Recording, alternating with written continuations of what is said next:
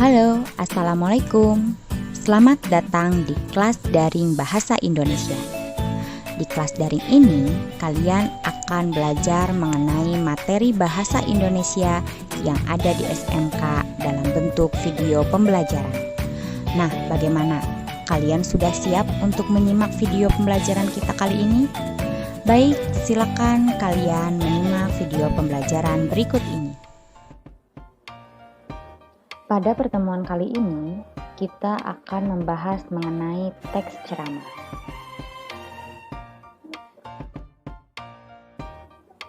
Yang akan kita bahas pada pembahasan teks ceramah yaitu pertama, pengertian dan ciri-ciri ceramah, kedua, informasi berupa permasalahan aktual, ketiga, telaah isi, struktur, dan kebahasaan ceramah, dan yang terakhir, keempat, yaitu penyusunan teks ceramah. Baik, kita masuk ke pembahasan pertama, pengertian dan ciri-ciri ceramah. Apa itu ceramah dan apa saja yang menjadi ciri ceramah itu?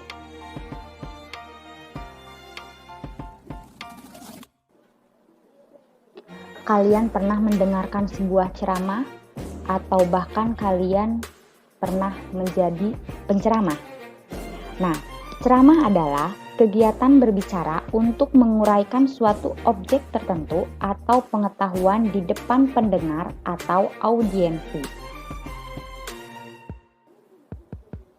Sebuah ceramah memiliki ciri-ciri. 1. Biasanya disampaikan oleh seseorang yang memiliki keahlian dalam bidang ilmu tertentu. Bisa dalam pendidikan, bisa juga dalam bidang agama. Nah, 2. Menginformasikan topik yang dapat memperluas pengetahuan. Jadi tujuan dari berceramah itu adalah untuk menginformasikan sebuah topik yang nantinya dapat memperluas pengetahuan dari si pendengar atau audiensi. Kemudian yang 3, ada komunikasi dua arah antara pembicara dan pendengar, bisa berupa dialog, tanya jawab, dan diskusi. Jadi di dalam sebuah ceramah itu nanti ada sebuah sesi yang isinya bisa berupa tanya jawab, dialog, atau diskusi mengenai topik yang menjadi pembahasan dalam ceramah tersebut. 4. Ceramah dapat disajikan menggunakan alat bantu, misalnya dengan menggunakan presentasi PowerPoint. 5. Ceramah memiliki objektivitas dan unsur-unsur yang mengandung kebenaran. Artinya, semua informasi yang disampaikan dalam sebuah ceramah itu harus berupa fakta. 6. Ceramah harus dapat menghidupkan suasana dengan mempergunakan gambar, cerita pendek, atau kejadian-kejadian yang relevan agar dapat memancing perhatian pendengar.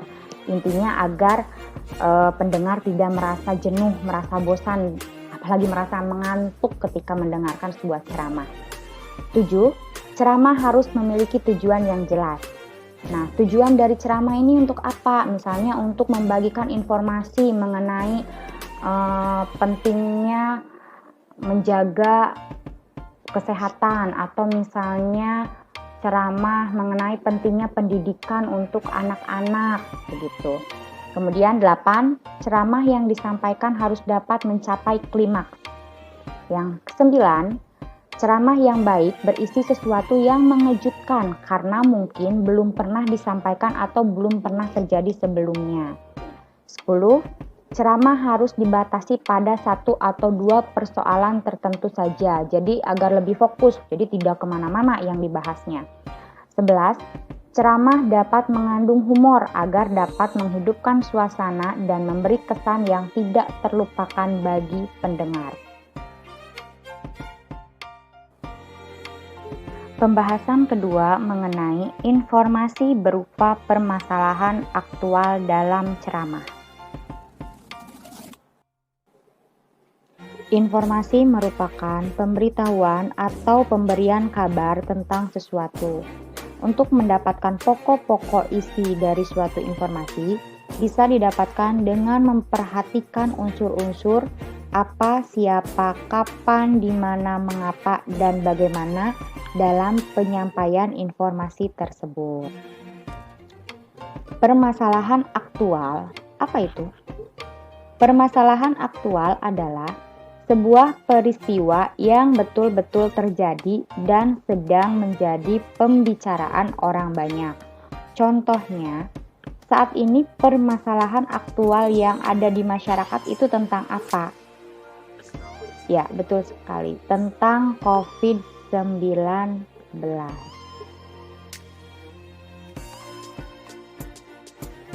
Langkah-langkah memahami informasi dan permasalahan aktual dalam ceramah. 1. Menyimak ceramah yang didengar dengan saksama. 2. Mencatat informasi yang menarik dalam setiap paparan dalam ceramah. Nah, di sini kita catat informasi yang penting-pentingnya saja. 3. Menyusun informasi yang menarik dalam bentuk kalimat atau paragraf sederhana. Jadi, setelah kita mencatat informasi yang penting-pentingnya saja tersebut, kita susun. Nah, tentunya dengan memakai bahasa kita sendiri.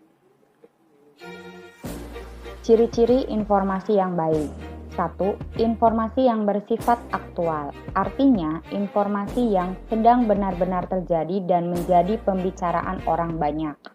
2. Bahasa yang digunakan dalam penyampaian informasi adalah bahasa yang akurat, tepat, padat, dan singkat. Intinya, bahasa yang digunakan tersebut harus dapat dimengerti oleh si pendengar. 3. Informasi yang faktual adalah informasi yang disampaikan didukung dengan fakta yang kuat dan pasti kebenarannya. 4. Informasi yang disampaikan memiliki daya tarik atau disebut juga informasi yang menarik.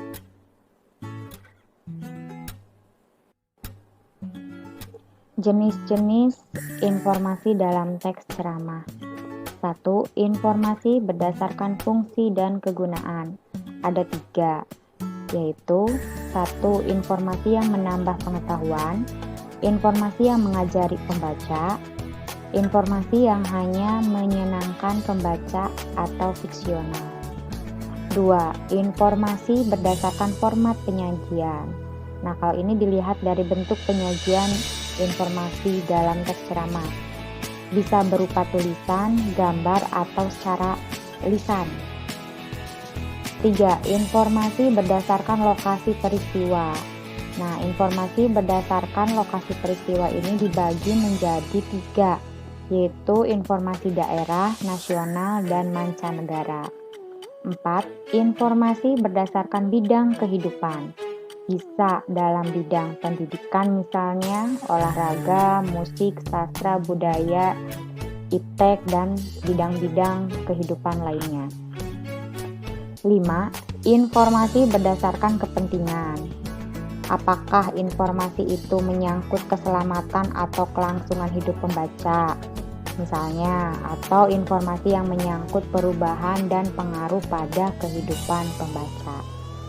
Terakhir, 6. Informasi berdasarkan penyampaian. Nah, informasi ini biasanya disediakan ada yang secara berkala, disediakan secara tiba-tiba, setiap saat, informasi yang dikecualikan, dan yang terakhir informasi yang diperoleh berdasarkan permintaan. Langkah menanggapi teks ceramah. Nah, untuk menanggapi sebuah teks ceramah, ada langkah-langkah yang harus kita tempuh. Yang pertama, kita menyimak ceramah yang didengar dengan seksama, sehingga bisa menangkap informasi yang disampaikan dalam ceramah tersebut secara utuh. Nah, ketika kita menyimak, kita mencatat pokok-pokok isi ceramah. Ingat, yang penting-pentingnya saja. Nah, kemudian setelah kita mencatat pokok-pokok isi ceramah, baru kita memberikan tanggapan terhadap materi ceramah, baik berupa kritikan. Ingat, kritikan yang membangun, bukan yang menjatuhkan. Kemudian saran sanggahan, misalnya kita tidak setuju dengan isi dari ceramah yang disampaikan, pujian, persetujuan, maupun penolakan.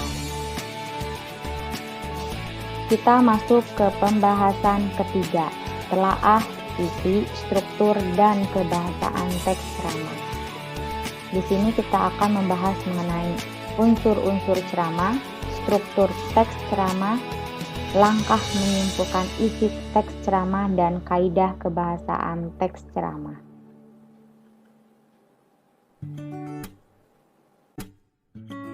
Ke unsur-unsur ceramah. Ada beberapa hal yang harus ada pada sebuah ceramah, maka itu yang disebut dengan unsur.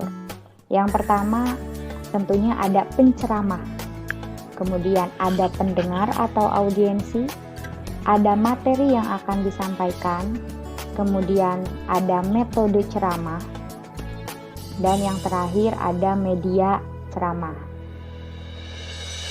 Nah, untuk metode ceramah nanti akan dibahas pada pertemuan selanjutnya. Nah, sedangkan media ceramah itu maksudnya ceramahnya itu memakai media apa?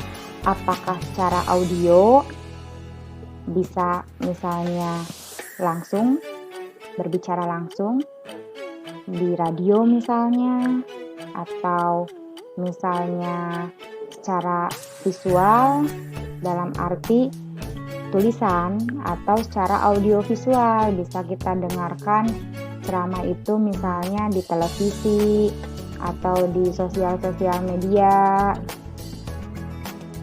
atau bisa juga seperti di YouTube. Kita masuk ke struktur teks ceramah. Ada 3 hal yang membangun sebuah teks ceramah. Yang pertama itu pembuka.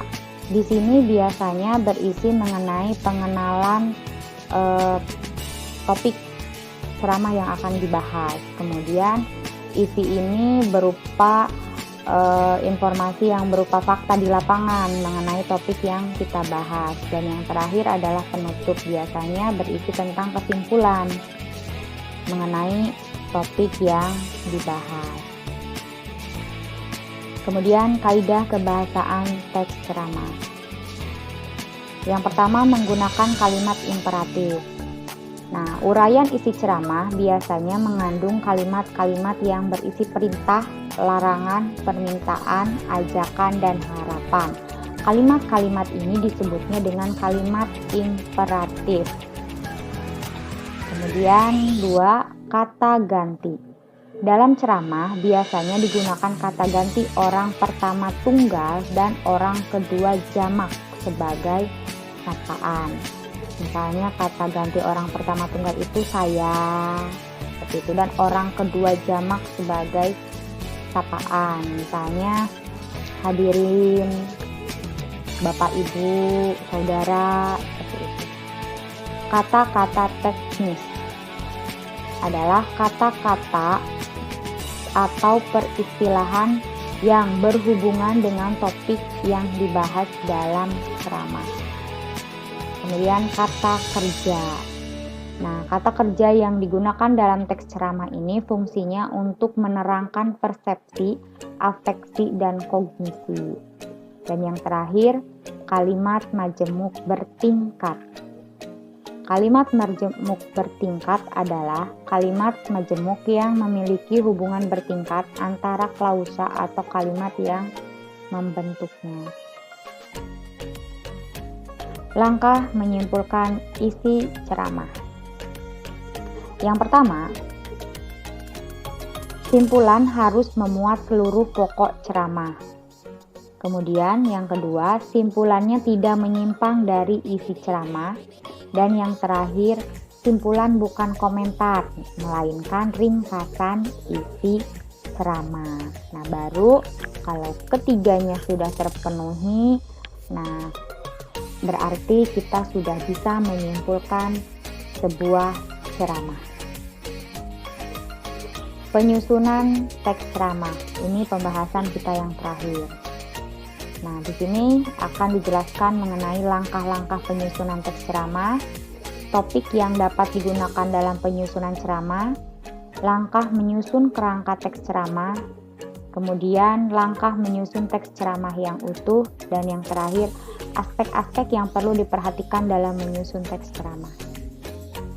Yang pertama, langkah penyusunan teks ceramah. Nah, sebelum kita menyusun sebuah teks ceramah, kita harus menentukan topik ceramah terlebih dahulu. Topiknya tentang apa? Kemudian setelah itu kita tentukan tujuan ceramahnya. Nah, maksudnya tujuan ceramah ini tujuannya untuk siapa? Apakah untuk umum, ataukah misalnya untuk orang tua, untuk remaja, untuk peserta didik? Nah, itu kita harus tentukan. Agar apa? Agar disesuaikan dengan topik yang sudah kita pilih tadi. Nah, setelah topik dan tujuan kita buat, selanjutnya adalah membuat kerangka teks. Nah, kita buat dulu poin-poinnya. Misalnya pembukaannya kita akan membahas tentang apa. Kemudian isinya apa saja, poin A, B, C, D. Kemudian yang terakhir tentunya kesimpulan. Nah, setelah itu kerangka teks yang telah kita buat, kita kembangkan menjadi kerangka teks ceramah secara utuh. Selanjutnya, topik yang dapat digunakan dalam penyusunan ceramah. Nah, ada beberapa topik yang bisa menjadi pilihan. Contohnya, masalah pendidikan budi pekerti, peristiwa aktual, pengalaman pribadi, isu budaya, permasalahan sosial, permasalahan remaja. Aspek-aspek yang perlu diperhatikan dalam menyusun teks ceramah. Yang pertama, mengkaji bahan secara kritis.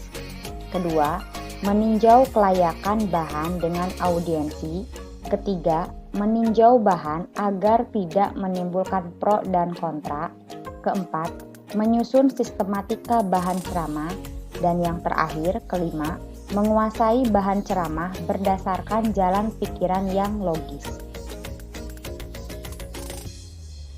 Langkah-langkah menyusun kerangka teks ceramah. Ada 3 langkah dalam menyusun kerangka teks ceramah. Yang pertama, kita tentukan dulu tema ceramah berdasarkan topik. Nah, seperti yang sebelumnya Ibu jelaskan, topik dari ceramah itu banyak sekali. Misalnya kita akan membahas mengenai topik permasalahan remaja. Nah, karena permasalahan remaja ini sangat banyak, maka temanya kita ambil salah satunya. Misalnya temanya tentang tema kenakalan remaja. Setelah kita menentukan tema, baru kita menulis pokok-pokok isi ceramah. Jadi kita tuliskan pokok-pokok yang akan kita sampaikan dalam ceramah itu apa saja. Misalnya karena tema kita adalah kenakalan remaja, maka yang akan kita sampaikan dalam ceramah itu misalnya kenakalan remaja itu apa saja, kemudian apa saja yang termasuk ke dalam kenakalan remaja dan sebagainya. Nah, setelah itu baru kita kembangkan pokok-pokok isi ceramah itu menjadi sebuah paragraf-paragraf yang padu.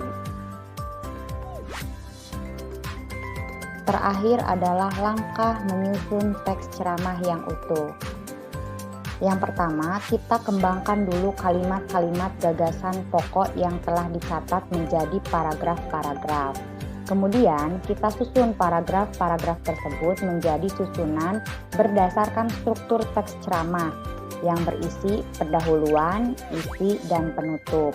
Nah, setelah itu, kita cermati kembali hasil susunan teks ceramah tersebut dan kita revisi jika ada kekeliruan baik dalam ejaan, tanda baca, maupun konstruksi kalimat. Sampai di sini pembahasan kita kali ini. Terima kasih kalian telah menyaksikan video pembelajaran ini. Dan sampai jumpa lagi di pertemuan berikutnya. Assalamualaikum.